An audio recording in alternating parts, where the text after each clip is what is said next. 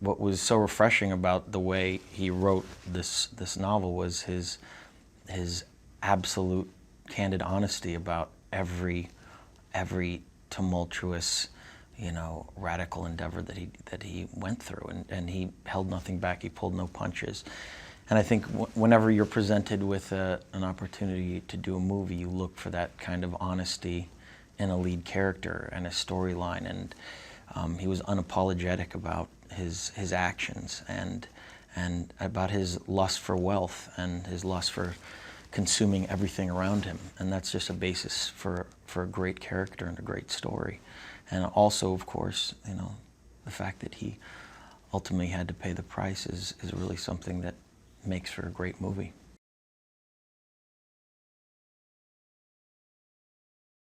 Originally, we got the screenplay,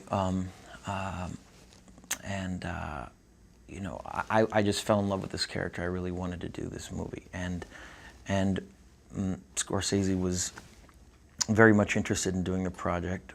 We had just finished Shutter Island. We were trying to set the film up, but the financing fell through, and he went on to go do another project and was about to do another one, and I was trying to move on with another director, but I just couldn't get Scorsese out of my mind for this material, because there's something that we've seen in his work wherein he's able to bring out a life in these characters, a reality, and a sense of humor to that dark side, which is so apparent in this movie, which very, very few filmmakers can accomplish. So I couldn't get him doing this specific material out of my mind.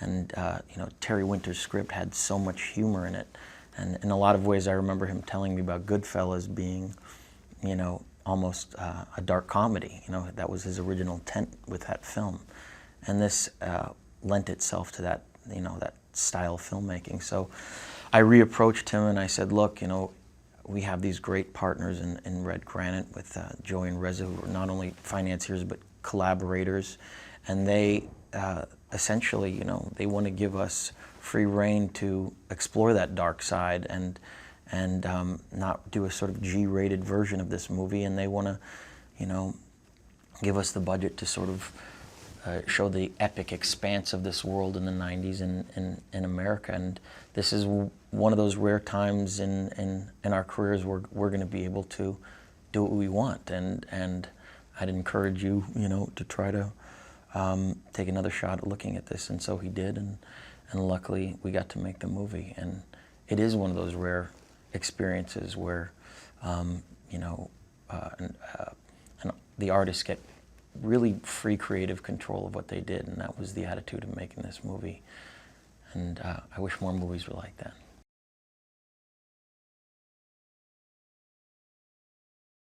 Well, that's always the big question that you have going into a movie, whether, you feel audiences will be responsive to people committing atrocious acts. And it all depends on, not only the subject matter, but I think the honesty in the way you depict these people. And that was one of the things that Marty said very early on. He's like, through my experiences in making movies, if you're authentic with the characters and who they are and don't betray that, people will go along with anything. And that stuck with me. And it's true for, so many great, character studies that we've seen in the past. As long as they ring true and they're authentic, you'll go on any journey with them. Some of the greatest characters of all time have all been pretty tumultuous, horrible people. And what surprised us about making this movie was, I think there's a huge distaste in America, and certainly around the world, for, Wall Street and corporate America after what's recently gone on in our economy. And, would people be attracted to going on a journey with these characters sort of, running wild with America's money in their hand? And what was surprising is, the fact that you can't help but, not necessarily root for these guys, but want to watch them disintegrate. You want to watch these guys that have a complete disregard for anyone or anything except themselves and their own lust for greed. And it's you know, it's ironic, but it's incredibly entertaining. It's one of those, you know, rare opportunities where we got to really improvise and do something that we thought was very much of our generation. You know, this was not classic material. This wasn't, an iconic piece of American literature. This was one man's account of a very insane time in recent history. So all those cultural references were there, all those things that we identified with and could understand that were happening right now, we got to put up on film.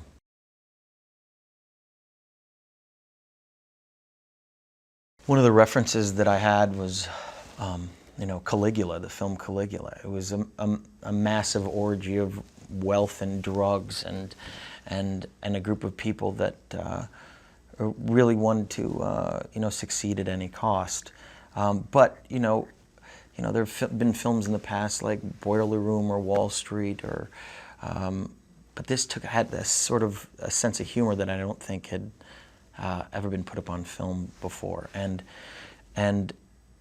our approach was to be very improvisational, I think all of us wanted to connect with our characters, do as much research as we possibly could. I got the opportunity to meet with Jordan Belfort himself, hear the first account of a lot of these stories and what went on. And then there was a massive, rehearsal period. There was a lot of improvisation there, and we just kind of integrated all that rehearsal into the filmmaking process. We had reference points of where we wanted scenes to go, but it was incredibly loose. It was like a theater company of guys coming in and playing around with the material. And there would be a lot of sequences that were only a page long, and we'd be improvising for hours and hours. And when you have the great actors that I got to act alongside, anything can happen on that day, and a lot of times it did.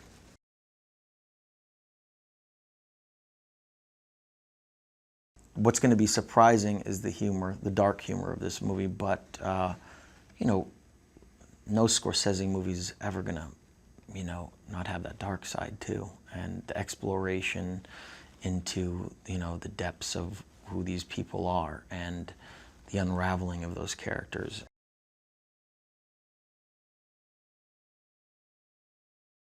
Our attitude, like I said, was simply let's really pull no punches. Let's not try to whitewash anything. Let's not try to make these characters quote unquote likable. Let's portray them for what they are. And that means also exploring, the unbelievable time that they did have, during those few years where they were completely unregulated and had no rules. Ultimately, they pay the price, and everything comes crashing down in a flaming, pile of rubble. But, let's be honest about what they were doing, and they were having an insanely good time. Jonah in particular is, not only just a great guy and was so incredibly excited to be there and so chomping at the bit to play this character. I mean, one of the earliest conversations I had with him was before he even got cast, and he looked at me and he said, this was the role that I was meant to play. This character, speaks to me. I know these people, I've seen this world, and I am the man to play that character. And when an actor has that kind of passion, you immediately want to let the director know that there's somebody out there that wants to throw everything into it. And Scorsese met him and immediately hired him after that. And his attitude throughout was, look, I want to be your wingman in this endeavor. I want to go out there and support you and support Marty and show the essence and true life of these characters and this man in particular.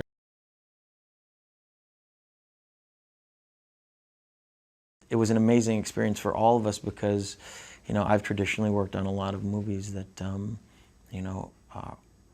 have a very specific plot structure, and, there's so many different moving parts that ultimately need to happen to culminate in an ending. And this was a much different experience. And so somebody like Jonah for all of us was just a electrifying force that, you know, ignited each scene every single day, and I'm very thankful that he did that for us on this film.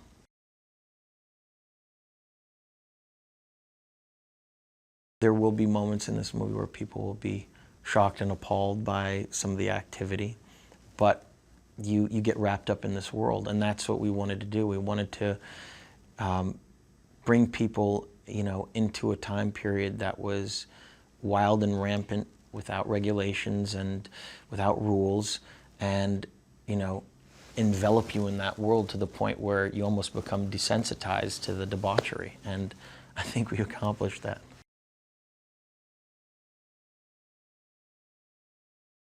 I don't think that movies are necessarily there to tell, you know, a moral tale. They're there to depict people, and, you know, as close to, not even as close to reality as they possibly are, but as authentically as you can. And to me, those are the films that I want to watch, the films that I think about, the films that resonate through the years. And those are, you know, those are the movies that live on for hundreds of years, in my opinion. You have to, you know, you have to not go into the process thinking that I'm going to teach these people a lesson. I think people see that as transparent ultimately. When we go into a certain endeavor or filmmaking process, you're not very flexible for what is yet to come, and this is one of the examples of, you know, a group of artists getting together and saying, let's see what happens when we're on set. Let's come incredibly prepared, but let's see what magic happens while we're there. And to me, there's so many memorable sequences in this movie that may even take, you know, a while to resonate with people. You know, like I said, I think audiences are very desensitized to, you know, a lot of things that they see up on screen, but I think there's something about the way, you know, Marty allowed us to play that people are going to really remember this movie.